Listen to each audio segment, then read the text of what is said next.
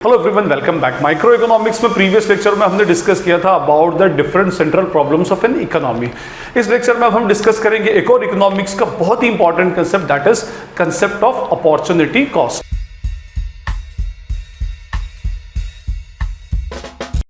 एक बात हमेशा ध्यान रखिएगा कि अपॉर्चुनिटी कॉस्ट को अगर हम ये समझे कि किसी एक सब्जेक्ट में ही इंपॉर्टेंट है तो ऐसा एक्चुअली नहीं है। ये जिस तरह से इकोनॉमिक्स में इंपॉर्टेंट, इसी तरह से दूसरे सब्जेक्ट्स में भी इंपॉर्टेंट है। Just like what financial management, business decision making, business finance या स्टैटिस्टिकल डिसीजन मेकिंग, इन जगहों पर भी अपॉर्चुनिटी कॉस्ट का कंसेप्ट इक्वली इंपॉर्टेंट होता है और ये अपने आप में एक बहुत ही टेक्निकल कंसेप्ट होता है, तो इसको बहुत ध्यान से आप सुनिएगा। अगर हम लेमन सेंस में बात करें, अपॉर्चुनिटी का मीनिंग होता है मौका, कॉस्ट मींस लागत। तो इसका एक्चुअली मीनिंग होता है वो जो मौका हमने छोड़ दिया उसकी कॉस्ट कितनी हमारी बैठी, that is called as opportunity cost. ठीक है, अपॉर्चुनिटी कॉस्ट का कंसेप्ट क्या है उससे पहले हम देखें कि इसका बैकग्राउंड कहां से प्रिपेयर होता है। कंसेप्ट ऑफ अपॉर्चुनिटी कॉस्ट आया कहां से, उसके पीछे का रीजन क्या है, कहां से ये जनरेट हुआ, कहां से इमर्ज एक्चुअली हुआ। तो देखिए, अपॉर्चुनिटी कॉस्ट का कंसेप्ट इमर्ज होने के पीछे जो हमारा इकोनॉमिक्स का कोर कंसेप्ट है, इकोनॉमिक्स का स्टडी का कोर कंसेप्ट है, वहां से अपॉर्चुनिटी कॉस्ट का कंसेप्ट एक्चुअली क्रिएट होता है। इकोनॉमिक्स का कोर कंसेप्ट क्या है कि भाई economics is the study of human behaviour. Economics जो है वो ह्यूमन बिहेवियर की स्टडी है और ह्यूमन बिहेवियर, एक ह्यूमन बिहेवियर कॉमन होता है, हर इंसान में एक बिहेवियर हमेशा सेम होता है, that is what unlimited desires. ठीक है, हर इंसान की, हर ह्यूमन बीइंग की जो डिजायर्स होती हैं, दोज आर ऑलवेज अनलिमिटेड। इंसान सोचता है कि मुझे ज्यादा से ज्यादा, ज्यादा से ज्यादा, ज्यादा से ज्यादा मिल जाए। ठीक है, that is called as unlimited desires. ठीक है, लेकिन जब उन डिजायर्स को फुलफिल करने जाता है तो उसको कुछ रोकता है, एक फोर्स रोकता है, और वो फोर्स कौन सा है, that is what scarce resources. उसको पीछे से रिसोर्सेस रोकते हैं, उसके फैक्टर्स ऑफ प्रोडक्शन रोकते हैं। जो इन अनलिमिटेड डिजायर्स को फुलफिल करने के लिए जो रिसोर्सेस उसके अवेलेबल हैं वो हमेशा स्कैर्स होंगे। स्कैर्स का मीनिंग होता है उसकी डिमांड ज्यादा होगी और सप्लाई हमेशा कम होगा। फिर वो क्या करता है, इन स्कैर्स रिसोर्सेस में से, क्योंकि इन स्कैर्स रिसोर्सेस के ऑल्टरनेटिव यूजेस होते हैं, तो ऊपर वाले ने हर रिसोर्स के ऑल्टरनेटिव यूजेस बनाए हैं इसीलिए ताकि हर लेवल का बंदा उनको एक्चुअली यूज कर सके। तो इन स्कैर्स रिसोर्सेस के ऑल्टरनेटिव यूजेस होते हैं, जैसे ए, बी और सी। अब सारे यूजेस तो वो अवेल कर नहीं सकता, तो वो इनमें से जो सबसे बेस्ट होता है उसको अवेल कर लेता है और बाकी के उसको छोड़ देगा। मान लीजिए दो अवेलेबल है, ए और बी, तो ए अवेल कर लिया तो बी अपॉर्चुनिटी उसने मिस कर ली। ए अपॉर्चुनिटी अवेल कर ली, बी अपॉर्चुनिटी मिस कर दी। बस जो अपॉर्चुनिटी मिस कर दी उसकी कॉस्ट, वही हमारी अपॉर्चुनिटी कॉस्ट का कंसेप्ट है। ठीक है, तो इसका मीनिंग ये कि अपॉर्चुनिटी कॉस्ट का जो बैकग्राउंड है वो कहां से क्रिएट हुआ है, हमारे इकोनॉमिक्स के कोर कंसेप्ट से कि हर इंसान के अनलिमिटेड डिजायर्स हैं, इन अनलिमिटेड डिजायर्स को फुलफिल करने जाएगा तो उसको स्कैर्स रिसोर्सेस पीछे खींचेंगे, फिर वो उन स्कैर्स रिसोर्सेस में से जो बेस्ट ऑल्टरनेटिव होगा उसको ले लेगा और बेस्ट ले लिया तो बाकी के छोड़ देगा। और जिसको जो उसने छोड़ा वो अपॉर्चुनिटी उसने मिस कर दी, क्योंकि वो दोनों को एक साथ अवेल नहीं कर सकता था, क्योंकि हमारे पास रिसोर्स अल्टीमेटली स्कैर्स होते हैं। देखिए, अब हम इसको इन डिटेल समझते हैं। हमें ये तो समझ आ गया कि कहां से इसका कंसेप्ट, बैकग्राउंड इसका क्या है। देखिए, अपॉर्चुनिटी कॉस्ट का मीनिंग होता है कि मान लीजिए जैसे एक बंदा है और उसके पास मान लीजिए 5 एकड़ की एक लैंड है। ठीक है, 5 एकड़ की जमीन उसके पास है। अब इस जमीन के ऊपर उसको कोई एग्रीकल्चरल एक्टिविटीज करना है, कोई भी क्रॉप उसको उगानी है। ठीक है, अब उसके पास क्रॉप के दो ऑल्टरनेटिव्स है, या तो वो पोटैटो उगा ले या फिर मान लीजिए कोई एक और क्रॉप अनियन उगा ले। ठीक है ना, इन दोनों में से कोई भी एक उसमें उगा सकता है। ठीक है, ये मैं एक एग्जांपल के तौर पे दे रहा हूं, तो या तो पोटैटो का इसमें बोले या फिर अनियन को उसमें उगा ले। ठीक है, ये दो में से कोई एक इसको काम करना है। अब दोनों में से कोई एक तो उसको सिलेक्ट करना पड़ेगा। मान लीजिए कि उसने पोटैटो सिलेक्ट किया। अच्छा, दूसरी बात ये कि ये 5 एकड़ की लैंड, ये जो 5 एकड़ है ये स्कैर्स है। ठीक है, उसके पास जो मैन पावर है, बंदा, वो स्कैर्स होगा। अगर एक अकेला बंदा है तो वो अपने आप में स्कैर्स है, दो लोग हैं तो वो भी स्कैर्स हैं। ठीक है, उसके बाद इस पर जो प्रोड्यूस करने की जो कैपिटल वो लगाएगा वो भी स्कैर्स होगी। ठीक है, तो कहने का मीनिंग ये कि जो फैक्टर्स ऑफ प्रोडक्शन, ये रिसोर्स हैं, वो हमेशा स्कैर्स होते हैं, मींस कम होते हैं, लिमिटेड होते हैं। अब इस 5 एकड़ की लैंड में उसको या तो पोटैटो उगाना है या अनियन उगाना है, दोनों नहीं उगाएगा, उसमें से कोई एक चीज लेना, दोनों उगाएगा तो प्रोडक्टिविटी पर इंपैक्ट पड़ता है। मान लीजिए उसने सिलेक्ट किया पोटैटो के, मैं पोटैटो उगाऊंगा। अगर वो पोटैटो उगाता है 5 एकड़ की लैंड पे, इसका मीनिंग ये हुआ कि उसने अनियन उगाने की अपॉर्चुनिटी को मिस कर दिया। ठीक है। अब ये जो अनियन की जो कॉस्ट होगी that is called as opportunity cost. क्या वो मैं आगे आपको एक्सप्लेन करता हूं, अभी तो मैं सिर्फ ये बता रहा हूं कि उसके पास ये रिसोर्स स्कैर्स था, लेबर उसके पास स्कैर्स था, कैपिटल स्कैर्स थी, कुछ एक उगा सकता था तो उसने एक अपॉर्चुनिटी अवेल कर ली, एक अपॉर्चुनिटी छोड़ दी। क्यों अवेल की पोटैटो, वो सेकेंडरी चीज है, ठीक है। तो ये हमारा फर्स्ट कंसेप्ट। जैसे मैं एक और एग्जांपल लेता हूं कि मान लीजिए कि एक मिस्टर ए है और मिस्टर ए ने दो कंपनीज के अंदर इंटरव्यू दिया, company A and company B, है ना। और कंपनी ए और कंपनी बी दोनों जगह पर उस बंदे का सिलेक्शन हो गया, दोनों जगह पर टाइमिंग मॉर्निंग 9 to इवनिंग 5 तक का है, 9 to 5 9 to 5 दोनों जगह टाइमिंग। अब वो बंदा क्या करेगा भाई, naturally 9 to 5 scarce resource, desires unlimited, दोनों जगह काम करना चाहता है लेकिन दोनों जगह का टाइमिंग एक है, तो नेचुरली एक को अवेल करना पड़ेगा, एक को छोड़ना पड़ेगा। मान लीजिए उसने ए को अवेल किया तो उसको बी की अपॉर्चुनिटी को मिस करना पड़ेगा, तो बी से मिलने वाली जो सैलरी है that will be called as what, opportunity cost. तो बंदा जब उसके पास जब भी किसी डिजायर को फुलफिल करने जाता है तो जिन रिसोर्सेस को वो यूज करता है वो रिसोर्सेस हमेशा लिमिटेड होते हैं, स्कैर्स होते हैं, कम होते हैं, और इस वजह से वो एक अपॉर्चुनिटी को अवेल कर लेता है और कुछ अपॉर्चुनिटी को, एक या एक से ज्यादा अपॉर्चुनिटीज को मिस कर देगा। तो जिस अपॉर्चुनिटी को उसने मिस किया that is called as what, opportunity cost. उसको हम हमारे जो भी हमारे टेक्निकल लैंग्वेज है उसके अंदर हम उसको अपॉर्चुनिटी कॉस्ट बोलते हैं, ठीक है। ये तो हमारा पहला कंसेप्ट कि एक अपॉर्चुनिटी उठा ली, एक अपॉर्चुनिटी छोड़ दी। क्यों?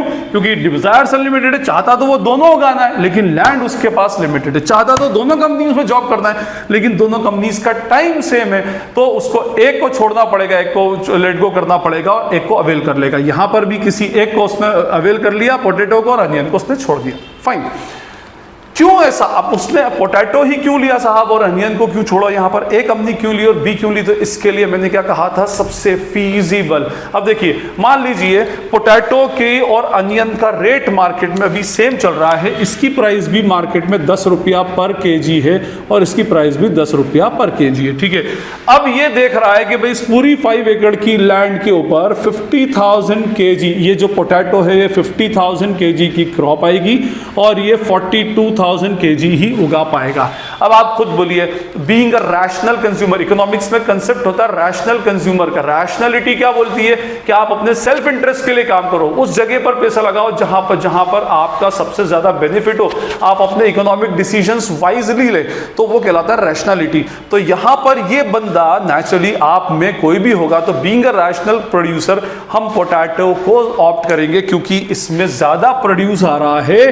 तो 10,000 इंटू 50 5 लाख रुपए की क्रॉप हो जाएगी, 10 रुपए इंटू 42,000 4,20,000 रुपीज की क्रॉप हो जाएगी।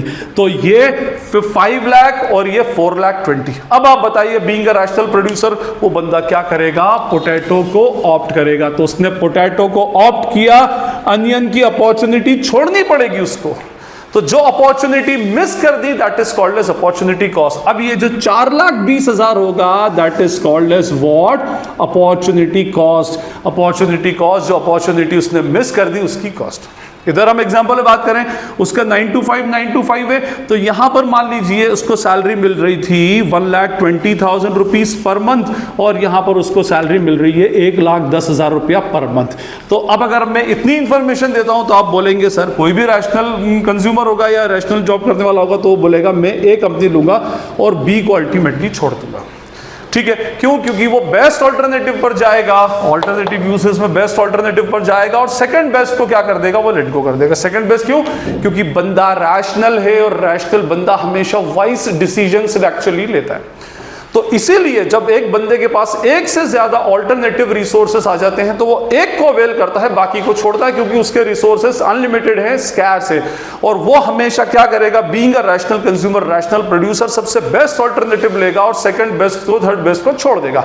तो अब जिसको छोड़ा उसकी कॉस्ट जो होगी वो अपॉर्चुनिटी कॉस्ट होगी। इस केस में 1,10,000 rupees per month will be opportunity cost. वो बोलेगा यार 1,10,000 की नौकरी छोड़ दी। हम बोलेंगे अरे भाई तूने 1,20,000 की नौकरी की भी तो सही ना, तो सबसे बेस्ट ऑल्टरनेटिव ले लिया, जो इसको छोड़ दिया। ये हमारी अपॉर्चुनिटी को मिस करना होता है। जैसे मैं आपको बिजनेस फाइनेंस के पॉइंट ऑफ व्यू से एक एग्जांपल लेता हूं कि मान लीजिए एक बंदे के पास 50 लाख रुपीस है। अब इस 50 लाख रुपीस में प्रोड्यूसर है, बिजनेस करता है, प्रोडक्शन है, उसकी फैक्ट्री चलती है, उसके पास एक ऑल्टरनेटिव है कि 50 लाख रुपए की एक मशीन आ रही है, ये बाय कर लूं या 50 रुपए बैंक में एफडी करके पटक देता हूं। ठीक है, इन दोनों में से कोई एक उसको क्या करना है, ऑल्टरनेटिव। ये रिसोर्स 50 लाख रुपया रिसोर्स स्कैर्स है, अब या तो ये ऑप्शन सिलेक्ट करेगा या ये ऑप्शन सिलेक्ट करेगा। वो बोलेगा भाई देखूं, वो देखेगा इस पर रिटर्न मुझे मिल रहा है 7%, इस पर रिटर्न मिल रहा है मुझे 15%। तो बीइंग अ रैशनल प्रोड्यूसर वो बंदा कहा क्या करेगा, भाई बोलेगा मैं मशीन बाय करूंगा। मशीन बाय करूंगा तो 15%, 50 लाख का 15% रिटर्न देगा, ये 50 लाख का सिर्फ 7% रिटर्न दे रहा है, मोर देन डबल दे रहा है उसमें।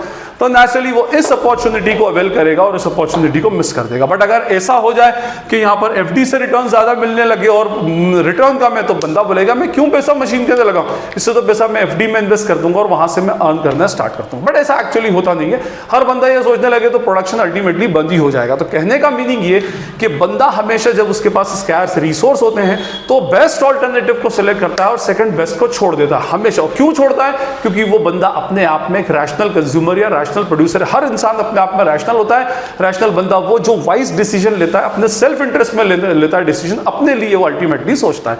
तो ये बेसिकली हमारा अपॉर्चुनिटी कॉस्ट का कंसेप्ट है। एक चीज मोर इसके अंदर बता दो अपॉर्चुनिटी कॉस्ट में कि भाई देखिए हमेशा आप डिसीजन ज्यादा के लिए लेंगे ऐसा नहीं होता, कभी कभी हमें कम भी देखना पड़ता है। कम के लिए मींस देखिए जैसे मैंने कहा इसकी अगर हम बात करें, ठीक है, 1,20,000 और ये 1,10,000, ठीक है। अब ये जो कंपनी है इस बंदे के घर से रेसिडेंस से 15 किलोमीटर दूर है और ये कंपनी इसके रेसिडेंस से मान लीजिए 2 किलोमीटर की दूरी पर है। अब अगर ये बाइक से भी जाएगा तो बाइक से जाएगा तो सबसे पहले तो टाइम 45 मिनट्स टू 145 मिनट जो है उसको जाने के लगेंगे, 45 मिनट्स आने के लगेंगे। अगर ये इधर साइकिल से भी जाता है और बाइक से जाता है तो हार्डली कितने 5 मिनट्स जाने के और 5 मिनट्स आने के लगेंगे। अब इसने सोचा कि भाई मेरा 1.5 आवर्स यहाँ पर बर्बाद होगा, इससे बेटर है मैं यहाँ पर कर लेता हूँ और मेरे पास एक और कहीं पार्ट टाइम जॉब मुझे मिल रही है जो मुझे 20,000 रुपया पर मंथ दे देगा, तो मैं बेसिकली यहाँ चला जाता हूँ।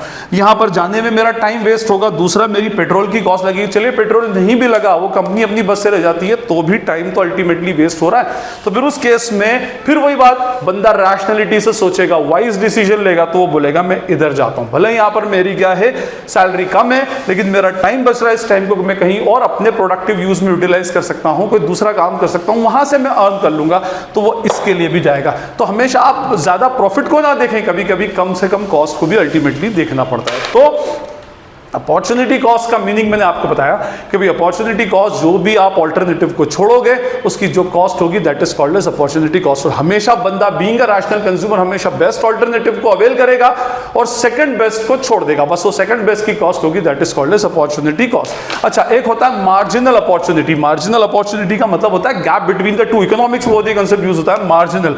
जैसे यहाँ पर 5 और 4,20, तो 4,20 अपॉर्चुनिटी कॉस्ट थी और इन दोनों का difference 80,000 will be the marginal opportunity cost या मार्जिनल रेट ऑफ ट्रांसफॉर्मेशन बोला जाता है इसको, ठीक है। MRT इकोनॉमिक्स में PPC के अंदर ये कंसेप्ट एक्चुअली यूज करते हैं, मार्जिनल रेट ऑफ ट्रांसफॉर्मेशन। यहां पर दोनों का डिफरेंस ये मार्जिनल अपॉर्चुनिटी कॉस्ट है, यहां पर दोनों का डिफरेंस 8% का मार्जिनल अपॉर्चुनिटी कॉस्ट है। तो ये था हमारा कंसेप्ट अपॉर्चुनिटी कॉस्ट का। आई होप आपको क्लियर होगा। बहुत सारे लोगों ने बोला भी था भाई अपॉर्चुनिटी कॉस्ट के कंसेप्ट बताने के लिए, तो ये आपका कंसेप्ट अपॉर्चुनिटी कॉस्ट है। आई होप आपको क्लियर है। स्टिल अगर आपको कोई क्वेरी डाउट लगती है तो आप मुझसे कमेंट सेक्शन में पूछ सकते हैं। This is Najeeb Hashmi signing off from Najeeb Hashmi lectures. Thank you.